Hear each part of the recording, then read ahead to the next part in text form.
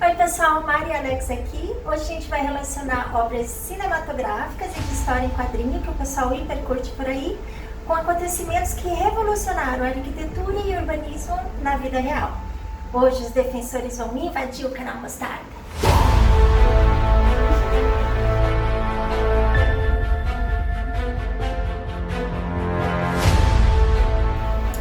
E você que vai acompanhar a nossa aventura do dia, não esqueça, curta nosso vídeo, nos dá esse apoio, por favor. Façam a inscrição no canal. Sim, compartilhe com os amigos e no final do vídeo eu vou colocar alguns erros que acontecem sempre nas gravações. Para falar dos cenários dos defensores, é impossível a gente não relacionar com a Nova York dos anos 60, que foi onde o Stan Lee criou um dos seus mais famosos personagens, o Daredevil, que aqui no Brasil ficou conhecido como Demolidor. A gente está falando do bairro de Hell's Kitchen, que na época era um dos locais mais violentos dos Estados Unidos. Sim. E que hoje é um lugar bem badalado, famosinho, Seguro, da Big né? Apple. Bom, quem já mergulhou nas histórias dos defensores, né, esses heróis que estão na Netflix, sabe que eles são heróis tipicamente urbanos e que eles atuam nas histórias fictícias como combatentes do crime organizado, contra a polícia corrupta e tal. Mas talvez não saiba que essas histórias foram baseadas em acontecimentos na vida real, né? Não é à toa que teve várias produções cinematográficas que relatam essa história de Hell's Kitchen, né? Que teve o Gangues de Nova York, de Martin Scorsese, que demonstra como surgiram as gangues, né? Todo o conflito inicial dali. E tem também um clássico dos anos 80, que é o The Warriors, que no Brasil saiu como Os Selvagens da Noite. E tem também o musical da Broadway. O The West Side Stories, né? Que é um musical super conhecido lá em Nova York. Também é um clássico. O próprio nome do bairro traz essa vibe de crimes, né? Mediônicos. Mediônicos. Até o nome do bairro também remete a esses crimes hediondos infernais, né? E existem várias lendas que falam sobre isso, inclusive, né? Sendo que a mais famosa é que conta sobre uma história que aconteceu numa cena de crime, num diálogo de dois policiais, sendo que um fala pro outro: nossa, esse bairro é o bairro do inferno. Aí o outro fala: não, é o lugar mais quente do inferno, só pode ser a cozinha do inferno, que significa Hell's Kitchen. Inclusive a cidade tentou mudar o nome do bairro por ser um nome meio que denigre, né? A cidade, isso. Né? Eles tentaram mudar o nome para Clinton. Acabou que a população não pegou o nome e eles tiveram que manter o nome original mesmo. Bom, o Demolidor dos quadrinhos foi criado na década de 60 pelo Stan Lee, como eu já falei. E na época que ele criou, o bairro ainda tinha essas características de ser um lugar bem violento, né? Hoje em dia, o que a gente vê na série da Netflix na verdade, uma releitura dessa violência que acontecia na época. E os defensores, na verdade, é uma liga, né? Então, tem outros heróis urbanos que também fazem parte dele, né? Incluindo o Luke Cage e o Iron Fist, mas que foram criados já na década de 70. E na sequência veio a Jessica Jones, né? Na verdade, todos esses heróis, eles atuam em outros bairros também de Nova York, nos arredores de Nova York. E eventualmente eles passam por lá, nos defensores também acontece bastante coisa em Hell's Kitchen. Sim. O bairro era, na verdade, cheio de becos, prostíbulos. Era também moradia de operários, imigrantes, né? Então, pobres, né? Mais pobres. Mais pobres. Então ele tinha todo um perfil mesmo para criar. Então era um lugar bem propício à criação de gangues, né? O surgimento delas. E o mais incrível é que essas gangues atuaram lá até a década de 80, né? Foi bem tardio. Ou seja, foi um lugar que teve 150 anos de criminalidade num bairro, assim. Nossa, pesado. Só para vocês terem uma noção mais da localização do bairro, né? Ele fica entre Midtown e o Rio Hudson. E ele tem essa característica de ter aqueles edifícios soturos, né? Uma coisa bem clássica de Nova York, aqueles prédios de tijolinho com as escadarias de ferro externa. Isso. Chupa mundo. Falei bonitinho. As escadarias externas, inclusive, elas viraram um cartão postal de Nova York, né? Sim, é bem característico de Nova York as escadas. Tem até em outros bairros também. E elas surgiram, né, devido a uma lei que foi consolidada em 1867, que era para favorecer a fuga dos incêndios, né? Sim. Essa lei obrigava prédios com mais de 5 andares a ter essas escadarias externas que ligavam todas as janelas dos diferentes andares, né? Isso. E essas escadas foram feitas de diversas formas, dependendo da arquitetura do prédio, né? Tem as escadas bem simples, que era só para atender a lei, e tem outras que eram todas mais rebuscadas e tal. Bom, e falando em incêndio, né, inclusive o que foi considerado o primeiro arranha-céu do mundo, construído em Nova York, foi destruído por um incêndio em 1912, que é o Equitable Life Building, que inclusive ele tem a curiosidade de ter sido o primeiro edifício comercial a ter elevador.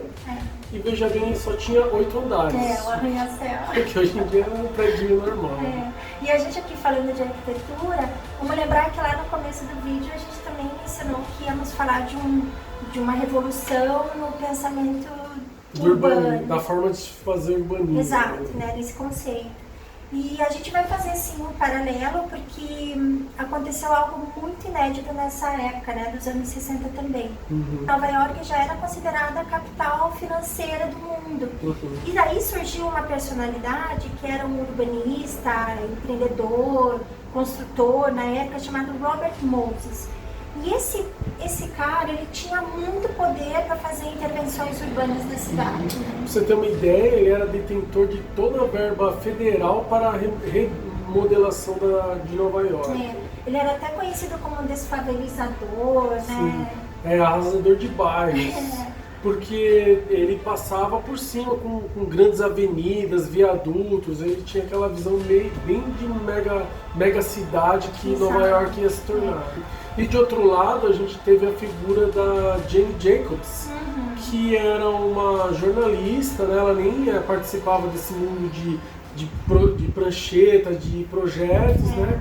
Só que ela acabou trazendo uma visão mais humana, de tipo, a cidade, você não pode passar simplesmente com uma avenida e destruir todos os significados. E ela até fala uma frase clássica dela, do balé da calçada, né? Que é a forma que as pessoas vivem a cidade. Né? E aí a gente pode fazer esse paralelo, que é muito evidente, com o personagem Daredevil, né, o Demolidor. Porque a Jane Jacobs, assim como o Demolidor, ela não tinha o conhecimento do urbanismo e o Demolidor não tinha visão, né, porque ele era cego. Só que eles tinham outros superpoderes, né? No caso do Demolidor, ele era extremamente sensível com seus outros sentidos. E a Jane Jacobs, ela era jornalista, como o Alex falou, e tinha um poder de persuasão enorme, seus textos eram muito bem fundamentados, né? Inclusive o Daredevil, quando está sem o traje, que ele usa o nome próprio dele de Matt Murdock, ele também tem todo um papel de um advogado que vai atrás de pequenas causas que ninguém quer defender. Que favorecem os pobres e oprimidos, né? Isso. E isso tudo contra o super vilão, que é o Fist. Que é o Wilson Fisk, que nesse caso, né, na vida real, representa o Robert Moses, né? Bem louca essa relação que o Stanley fez entre a vida real e os quadrinhos. Sim. E a Jane Jacobs, inclusive ela escreveu vários livros, um deles é esse aqui, ó, chama The Death and Life of Great American Cities. Esse livro aqui foi revolucionário pro conceito de urbanismo, né? Então, até hoje a gente tem como referência os conceitos do novo urbanismo que vieram desses textos aqui da Jane Jacobs, né? Então ela ela defende um traçado de cidade que realmente respeite todas aquelas pequenas coisas que acontecem na calçada, a escala humana mesmo, né? E a Jane Jacobs, né, como ela também foi uma ativista, né, fazia muita alvoroço, né? Reunia pessoas, multidões. Chegou a ser presa. Ela chegou a ser presa. Então ela foi muito perseguida, né? Ela estava batendo de frente com pessoas muito poderosas na época. E ela então, assim, já, né, com uma certa idade, ela acaba saindo de Nova York, mesmo de tantas ameaças que ela sofreu, e passou o resto dos dias dela morando no Canadá. Bom, só pra vocês... Não, agora eu tô comendo. Hã? Peraí que eu tô comendo. Desculpa. Bom, e como referência, para quem quer saber mais a história da Jane Jacobs, que a gente resumiu super resumidamente, mas que é uma história fascinante, com muito rica em detalhes, né? Este daqui é Jane Jacobs Urban Visionary, na verdade é uma biografia, né? Conta a história dela, é uma leitura fascinante. E esse outro que eu falei pra vocês, mas é um pouco mais difícil de ler, que ele é mais rebuscado, assim, que é o livro que ela mesma escreveu, né, que a gente já mencionou, e que foi um marco, assim, nessa história toda. E uma senhora, né, que se vocês verem as fotos que a gente tá mostrando, era uma senhora que, levava o lixo na rua todo dia, mãe de família, né, uma pessoa extremamente simples, não tinha, né, grandes fortunas, e virou uma heroína, exemplo de uma área que ela nem estudou para isso, mas trouxe uma visão mais sensível, né? E conseguiu tudo isso através do superpoder da Super Jacob, que foi se comunicar de uma forma bonitinha. Será que Jane Jacobs inspirou Jessica Jones?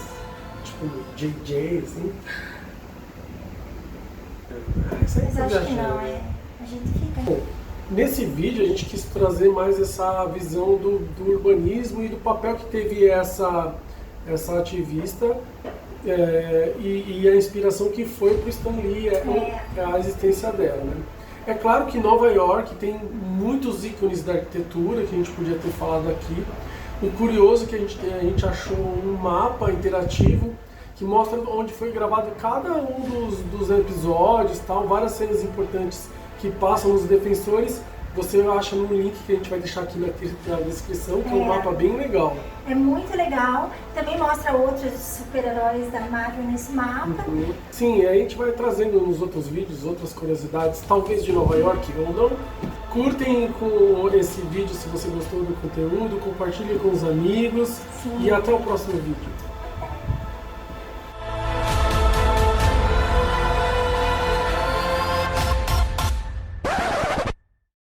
Acontecimentos na vida real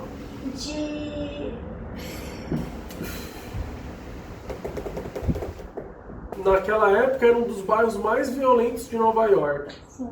Não, dos Estados Unidos. Estados Unidos.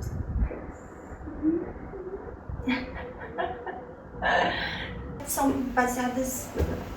Fatos reais. Você erra e eu apanho?